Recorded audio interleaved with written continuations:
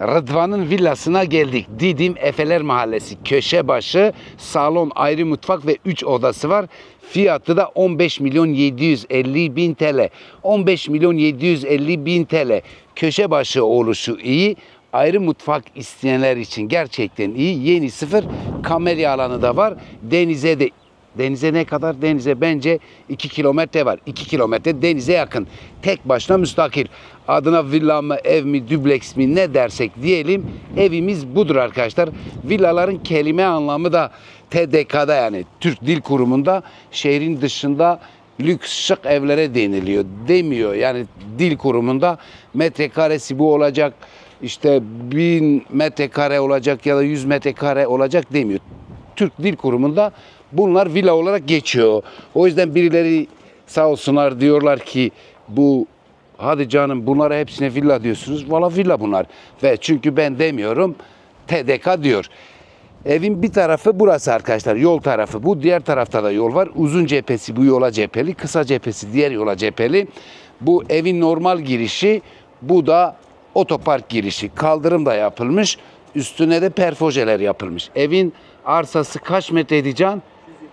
274 metrekare arsası var. İşte oda vesaire, onlar da söyledik. Denize de dedik 2 kilometre yakınlıkta, aslında daha da yakın ama biz 2 diyelim. Ve evin bahçe kapısından bir selam saldık evin bahçesine. Merhaba evin bahçesi. Ve arkadaşlar çok fazla çimli alan yok. Gerekçeyi de tekrar arz edeceğim. Arkalarda çimli alanlar var. Gerekçe ne? Gerekçe, Haydar amca Almanya'dan, İstanbul'dan, Ankara'dan, Yozgat'tan geliyor, ev alıyor. 2 ay tatil yapıyor. Sonra gidiyor, otlar çıkıyor, işte deli otlar çıkıyor, yabani otlar çıkıyor, rüzgar, kirli bir şeyler, polenler getiriyor. Karma karışık oluyor. O vesileyle Haydar amca diyor ki, kardeşim ben çimli alan istemiyorum. Bana granitli yapın. Tarih tekerrürden ibarettir deniliyor ya. O yüzden hep tekerrür ettiği için bizler de inşaat yapınca sonra bir daha iş çıkmasın diye granitli yapıyoruz. Bunu arz ettik. Havuz detayı önemlidir. Sizi böyle saklıyor, kamufle ediyor. Bu taraf yol, diğer taraf yol.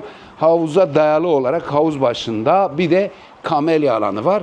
Alan var. Efendime söyleyeyim, kameralar takılı. Enerji kimlik belgesi var. Enerji kimlik belgesi nedir? Ses ısı yalıtımıdır. Ses ısı yalıtımı İşte elektrik mühendisleri veriyor. Onun pratik hali EKB.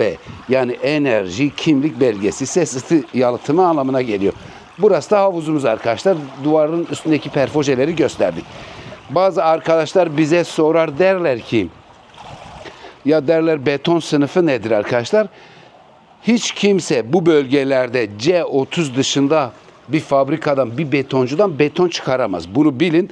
Daha geniş bilgi için bana soracağınıza tarayıcınızdan bakın. Resmi gazetede yayınlanmış, işte Çevre Şehircilik Bakanlığı kanunlar ne emrettiyse inşaat yönetmenliği diyebilirsiniz. Beton yönetmenliği. O şekilde onu tarayıcınızdan araştırabilirsiniz, bakabilirsiniz. Yani öyle kafasına göre biri gitti, bir yer kazdı, efendim inşaat yaptı, buraya eksik bıraktı, öyle bir şey yok. Bir şey daha söyleyeyim. Bilenler biliyor. Bilmeyenler olduğu için bağışlayın beni. Çok bilmişlik yapmayayım. Devlet diyor ki 200 metrekarenin altında bir inşaat yaparsan yapı denetime koymayabilirsin. Ama dilersen koyabilirsin. 200 metrekarenin altında ise eğer metrekaren tüslü yapabilirsin. Yani yapı denetimli değil. Tüslü olunca da şantiye şefi denetliyor, mühendisler odası denetliyor, belediye denetliyor, yetkili organlar ne varsa hepsi denetliyor. Ama 200 metre ve üstünde yarım metrede fazla olursa zorunlu yapı denetimi koymak zorundasın. Yani yapı denetim biraz daha, hani bir adama çay verirsin ya, böyle masaya koyarsın, diğerine de böyle titreyerek koyarsın. Yapı denetimli oluşu farklıdır. Yani doğruya doğru. Yapı denetimde hiç kimse bir şey yapamaz. Ve arkadaşlar burası da araç otopark yeri. Daha açayım mı size yapı denetim örneğini?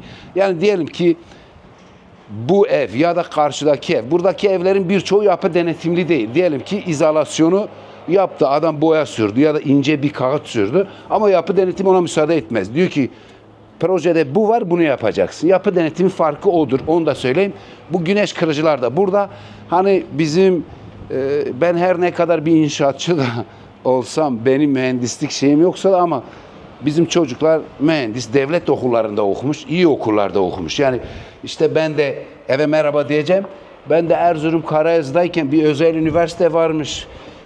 İzmir'de dondurma varmış da yiyorlarmış, deniz varmış, güneş varmış bilmiyorduk. Biz de işte özelde valla ne biz de şey yapmadık. O yüzden çocuklar, özellere de selam, çocuklar iyi bir eğitim almışlar. Yani bizim devlet okullarında bizim profesörler, hocalar, inşaat mühendisleri, öğretim görevlileri çocuklar vallahi öyle bir amele gibi çalıştırmışlar ki merhaba ev, merhaba evimiz, ev full akıllıdır arkadaşlar. Çelik kapımızı kapattık geldik. Yani ben inşaatçıyım. Bir diplomam yoksa da ama yarım da olmasa %10 biraz da mühendislerle haşır neşir olduğum için bir şeyler biliyorum. Merhaba ev.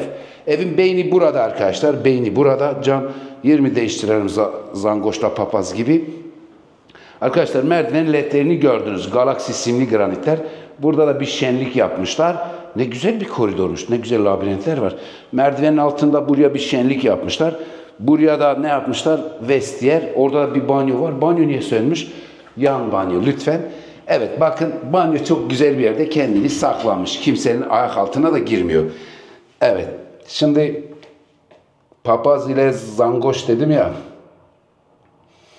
Papaz zangoça diyor ki zangoç diyor nerede kilisenin kutsal şaraplarını yürüttün mü diyor. Buraları gösterdik. Diyor tamam diyor papaz bey biz yer değiştirelim diyor. Yer değiştiriyorlar. Zangoç da papaza diyor ki ya diyor papaz kilise için kutlanan kutsal paraları ne yaptı? Yardım paralarını ne yaptın? O yüzden herkesin bakış açısı ayrıdır. Karşıdan can bu duvarı görüyor. Ben buradan bunu görüyorum. Bir mühendis daha iyi bir şey görüyor. Bir inşaatçı başka bir şey görüyor. Biri burayı villa olarak görüyor. Biri der ki Amerika'da evler ucuz, burada pahalı. Valla artık benim adım Hıdır işim bu. Bu televizyon ünitesi. O yüzden Zaza ile zangoş gibi yer değiştirelim. Daha iyi birbirimizi anlarız. Ve bu lake kaplamalardır arkadaşlar. Televizyon ünitesi için böyle bir şenlik, bir güzellik yapılmış. İçine de ledler koyulmuş. Şimdi bir de kitaplık var. Kitaplık. Buradan da havuza çıkılıyor. Kitaplığımız da bu. İlk emir oku. İlk emir oku arkadaşlar. Bir hatam olur. Sürçü lisan. Arapça mı sürçü lisan? Yanlış bir şey söylesem affetmek. Allah zaten affediyor. Siz de hemen bizi yargılamayın. Kanalıma da abone olursanız iyi olur. Unuttum başta söylemedim. Lütfen kanalıma abone olun. Ya valla para vermiş gibi oluyorsunuz. Yani para vermeden vermiş gibi lehimize bazı güzel şeyler gelişiyor. Çünkü ben bakıyorum etkileşim daha iyi oluyor. Siz abone olunca iyi oluyor yani. Eğer iyilik yapmak istiyorsanız bak bize faydalı oluyor ama yapmak istemiyorsanız olmayın. Biri bana dese ol valla olurum. Ve arkadaşlar burası tereklerimiz. İçinde ledler var. Renkleri de güzel. Burası şişman buzdolabı. Burası mikrodalga. Galaksi simli granit. Bu granit biraz pahalıdır. Mutfaklar lakedir. Evet lakedir. Buraya baktım lake. Yukarılara kadar çıkıyor. Burası da ankastra setti. Burası ocak dablumbaz. Burası bulaşık ve devam ediyor. Buradan da dışarı çıkıyor.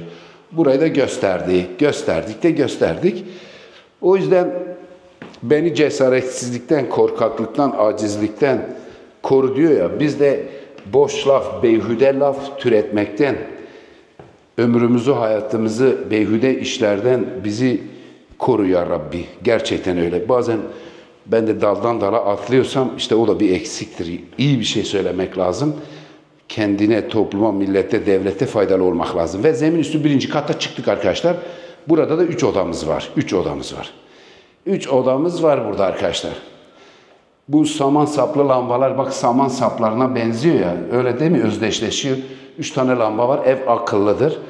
Bu spotları da yakmamışız. Neyse koridoru gösterdik. Şimdi burayı gösterelim. 1. banyomuz bu. İşçiliği güzel yapılmış. Köşe başıdır. Denize menize yakınını gösterdik. Granitlerdir işte. Bunlar 120-60 ebatlarında granitlerdir. O lambaları niye yakmadık can? Neyse. Tamam, koridoru da yakmamışız. Daha parlak gösterir. Aşağıda bir banyo vardı. Çıktık burada da bir banyo daha var. Burayı da gösterdik. Bölgede iddialı bir evdir. Şimdi madem yüzümüzü bu tarafa getirdik. Bu odayı gösterelim. Balkondan bir şeyler daha göstereceğiz. Evet.